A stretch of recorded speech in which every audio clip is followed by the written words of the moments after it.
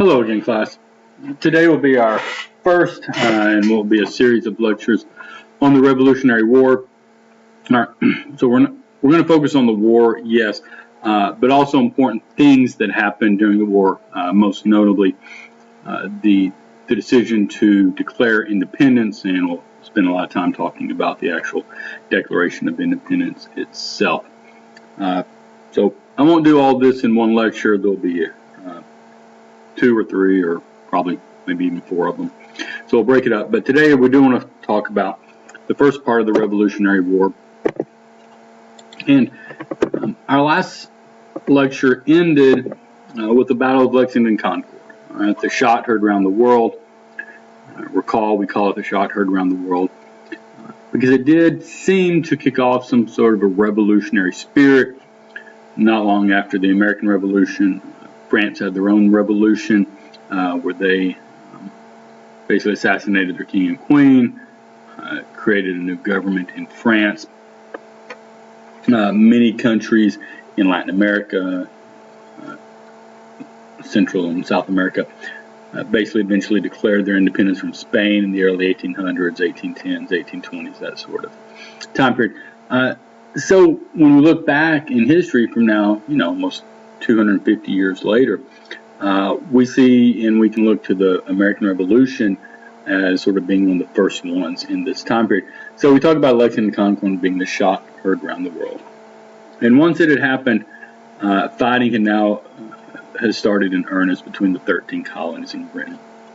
For the previous 10 years, there have been boycotts, protests, colonists had burned stamped paper, attacked some tax collectors, destroyed, $1 million+ worth of tea. But after the Battle of Lexington Concord, this was an actual war that had broken out between the colonies and Britain. However, there's just a little problem. The colonists, or patriots, as they're known, didn't have an actual army. They had not even agreed to fight. Right? Remember, the Battle of Lexington Concord was fought between British regular army, sure, but the 13 colonies didn't have an army. It was just militias that had been created in Massachusetts. Remember the Minutemen, because they're going to be ready to fight on a minute's notice. Well, they're the ones who had fought at Lexington Concord, but you still had 12 other colonies. They all had militias, but those militias hadn't taken part of the war. There certainly was no national army to fight a war. So there's a pretty big question. It's like, great, okay, the British Army is here fighting us. Who's going to fight back? Surely the Massachusetts militia and the Minutemen can't do fighting for all the 13 colonies. So this is going to be a big question throughout the next year or two. Okay, so as I say here, what about the other colonies? Was this going to be a Massachusetts problem, or were the other colonies going to get involved as well? All right. In one of our last lectures, we talked about the First Continental Congress. This was done in response to the Intolerable Acts. And the First Continental Congress was the first time that a group, or that all of the colonies, again except Georgia, had met together to discuss joint action. This was a big step towards eventually forming a national government. Now, they still didn't have a national government, certainly not after the First Continental Congress, which only lasted a few months. But it was a step. They're going to take a bigger step now in forming the Second Continental Congress. And this is going to meet for a lot longer than the first one. Okay. Now, the Second Continental Congress took place on May 10th, 1775, or at least that's when it began. Now, this was just about 3 weeks after Lexington Concord, which, as you recall, was April 19th. All right, so Lexington Concord happens, and the colonists realize, we have a problem.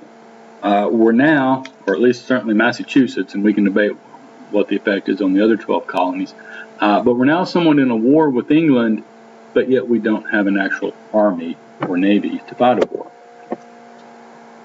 Nor do we have a national government. Remember, as I've been explaining time and time again, the 13 colonies acted like almost 13 separate little countries. Now, they were all, during the colonial time period, they were all part of the British Empire, and they would have identify themselves as being British. But as for each other, they all acted independently and separately. They weren't a united group of colonies. They were 13 separate colonies who acted and behaved separately. But in the Second Continental Congress, the group of people in that Congress began acting like a national government. They started doing things like authorizing the printing of paper money.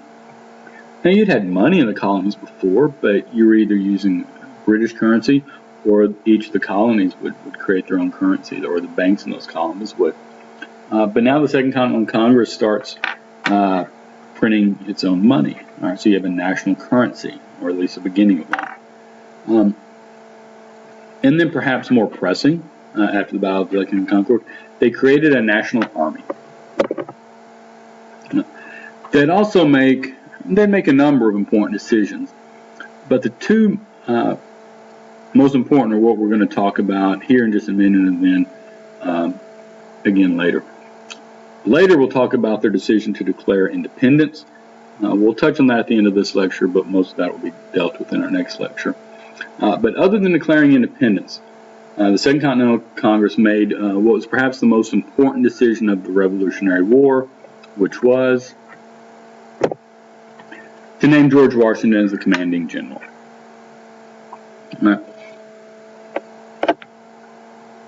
Remember, George Washington comes from a rich Virginian family. He had experience in the French Indian War, and both of these issues are going to play into the decision to appoint him.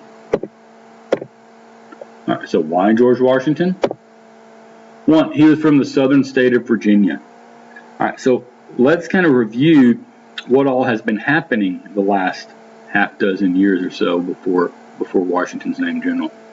You had the Boston Massacre, which took place in Boston.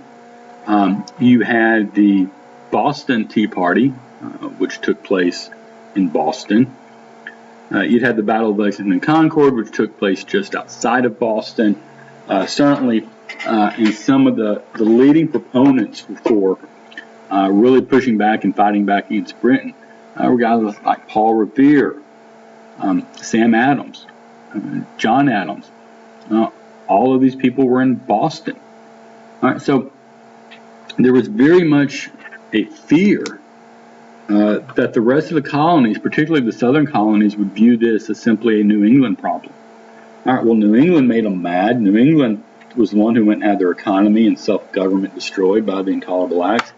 Let New England solve this problem. New England's the one training Minutemen and fighting and causing battles up at Lexington and Concord. What does this have to do with people in the South or the middle colonies? That was a real fear. And so the members of the Second Continental Congress, John Adams was one of their leaders, realized that, if we're going to defeat Britain, we have to be all of us be in this together, all 13 colonies. All right, so think back to that Join or Die cartoon about the chopped up snake that Benjamin Franklin had written during the French and Indian War. People ignored it. People ignored his call for the the Albany Plan and the Grand Council. People ignored that during the French and Indian War. But now that the colonies, or at least some of them, are on the brink of an all-out war with Britain, the colonists start realizing how true Franklin was. All right, to join or die. If they're going to survive this fight against Britain, they better join together. And therefore, it was thought, well, okay, we can't have people in the other parts of the country viewing this as just a New England problem. So what if we put a Southerner, what if we put a Virginian in charge of the National Army, this Continental Army they were going to create? Because not only was Virginia in the South, but it was also the largest colony. All right, so it represented the most people. All right, so where George Washington was from played a huge role in why he got the job that he received. Also, he did have a military experience in the French and Indian War. All right, he'd been referred to as Colonel Washington in the interim because of that French and Indian War experience. So, there weren't a whole lot of people in the colonies had military experience, certainly basically just people who had fought in the French and Indian War. Now, Washington wasn't the only person to fight in the Revolutionary War who had also fought the French and Indian War. There were other people who'd gained military experience in that earlier war, but Washington had the added advantage that he was from Virginia. He had been in the House of Burgesses. He was elected as a member of the Second Continental Congress, so he had a lot of political influence. He was very well known in the political world. So he ends up receiving the job. Even before Washington taking command, though, another battle, also near Boston, had taken place.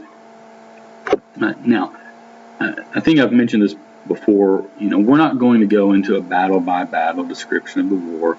We're not going to get into military tactics or strategies, and those are important things to study. But we just don't have time in this course to dive that deeply into either this or the other wars we'll study. So we're not going to get into all of the military maneuvering, but we will talk about some of the key battles and just in terms of what the importance was to leading to the outcome of the war.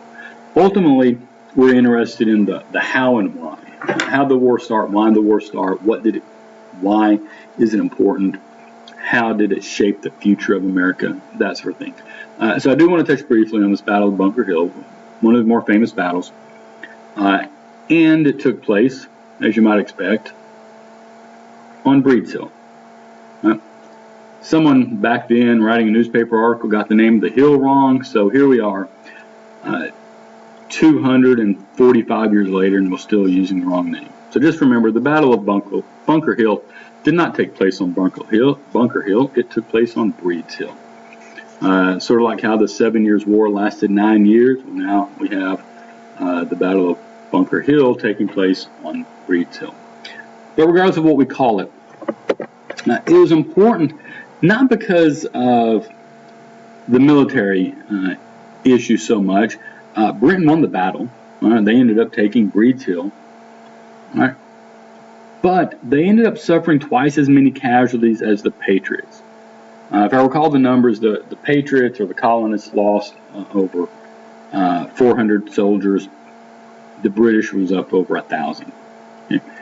So it's important not because Britain won Breed's Hill and therefore was in a prime position to win the war. That's not really what happened. Although they do occupy Boston for much of the war. It's important because in suffering so many casualties, and after having actually lost the Battle of Lexington and Concord, it starts to set into the British that we're actually going to have to stay here for a while. The British thought, okay, well, if we show military strength, we show up in Lexington and Concord, we show up here in the Battle of Bunker Hill outside of Boston, surely the colonists will just wilt in the presence of our great army and they'll start behaving themselves. But it's not what's happening. In both of these battles, the British army are suffering, a significant number of casualties. And so they realize this, or at least they start to realize, maybe getting the colonists under control isn't going to be as easy as we thought.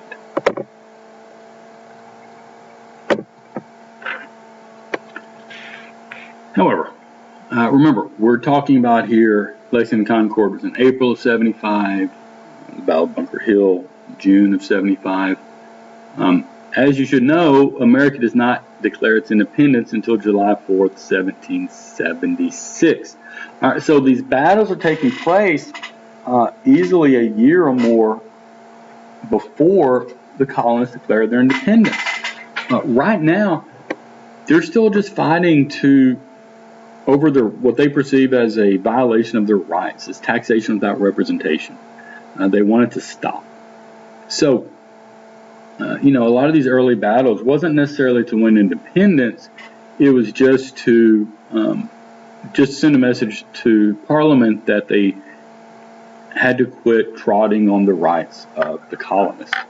Okay, so they still weren't ready to declare independence in 1775, and instead, in July 1775, coincidentally about 1 year before Independence Day, the Continental Congress drafts what's called the Olive Branch Petition. which asked King George for peace. All right, so if you've seen this phrase olive branch or heard about it in the past, olive branch is symbolic of peace. All right, if you offer someone an olive branch, you're trying to make up with them, you're trying to offer them peace. All right, so the Continental Congress had drafted what was called the Olive Branch Petition, and they asked King George to restore peace. It was something along the lines of, "Dear King, you're a really great guy. We know you don't really aren't happy about all these mean things Parliament's doing to us. So why don't you tell Parliament to leave us alone and everybody can go back to being friends?" It's something like that. Now, it's funny because a year later, in the Declaration of Independence, they're going to take a very, very different tone with King George. But here in the Olive Branch Petition, they're trying to obtain peace, so they're being nice to King George in this document. But King George was having none of it. He rejected the Olive Branch Petition, and not only did he reject it, he did something that probably irrevocably, that means it can't be taken back, irrevocably broke the ties with the colony. He went and hired a group called Hessians. Now these were German mercenaries, more or less. And a mercenary is a soldier who basically is only fighting for money. He'll just fight for whoever pays him. All right. Now, we usually think about our soldiers, like in our national military now, people join the military to serve the country, and if necessary, fight on America's behalf. Mercenaries are a different type of soldier. They're just fighting for whoever pays them. Okay, so they may be fighting for Britain here. There may be another war where they go fight for Spain and some other war or that sort of thing. All right, this is the idea of mercenaries. And King George said, not only do I not want peace, I'm going to go out and hire a whole separate army to help my regular army go kill you colonists, because I've had enough of the way you've been behaving. All right, so in 1775, one last effort at reconciliation. It doesn't work. So in 1776, this is going to be the year of our independence, and it starts off in January with this man named Thomas Paine. And he was born in Britain. He'd only been in America a few years, but he publishes this pamphlet called Common Sense. And it sells 100,000 copies in 3 months. Now, according to my math, I calculated that this is like selling about 13 million copies of the book today in just 3 months. All right, so we're talking about something, as popular as, say, Harry Potter, The Hunger Games, or something like that. Extremely popular, extremely widely distributed and read pamphlet. And what Common Sense does is, it's a fairly short book or pamphlet, and explains that the colonists / Americans needed complete independence from Britain. And in the document, Paine had made fun of the idea that kings, such as King George III, ruled by the will of God. The idea at the time, certainly among kings at least, was this idea called divine right, that kings and queens ruled because it is what God wanted. Divine refers to divinity, refers to basically things relating to God and that sort of thing. And kings went around telling people, hey, you have to do what I say because God obviously wanted me to be king. So if you disobey me, you're really disobeying God. So I get to do whatever I want, and you just have to agree with it. All right, that was sort of this idea of divine right. And Paine pointed out, well, that's ridiculous. All right, kings do not get to rule over, everyone in a country just because they're king, just because their dad was king and their mom was queen, and then they grew up to be a king. That doesn't give them the right to rule over people. So this book or pamphlet convinces a lot of colonists that Americans should in fact be free and independent from Britain. All right, so through 1775, there were probably some people pushing for independence, but most Americans aren't really looking for independence. Even the ones who are most upset about this taxation without representation and the Intolerable Acts, most of them going, in 1774 or 1775, really just wanted their rights to be guaranteed, their rights to be honored. But by 1776, people are pushing for independence, and a lot of it goes back to Thomas Paine's pamphlet convincing them to do so. So let's go ahead and fast forward a few months into the spring. All right. So common sense is popular. It starts convincing more and more people that independence is the only outcome here. It is literally common sense. All right. So that's why he uses that name. It's so obvious it's common sense that independence is needed. But regardless of whether it was common sense or not, there were many members of the Continental Congress who still weren't ready for independence, even as late as the spring of 1776. All right, so in early summer, on June 7th, Richard Henry Lee, he's from Virginia,